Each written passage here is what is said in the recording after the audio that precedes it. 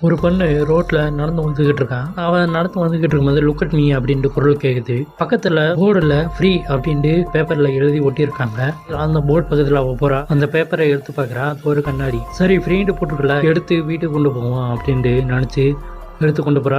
வீட்டில் அந்த கண்ணாடியை வச்சுட்டு அந்த பேப்பரை எடுக்கிறா. பேப்பரை எடுத்ததுக்கப்புறம் அந்த கண்ணாடியை பார்க்குறா. லுக் அட் மீ அப்படின்ட்டு ஒரு குரல் கேட்குது. அந்த கண்ணாடியை பார்த்த மாதிரியே உட்காந்துடுறா. அந்த கண்ணாடியை பார்க்கும்போது அவள் முகம் ரொம்ப பியூட்டிஃபுல்லாக இருக்குண்டு அவளுக்குள்ளே ஒரு ஃபீல் ஆகுது. அப்படியே அந்த கண்ணாடியை பார்த்த மாதிரியே உட்காந்துருக்கான்.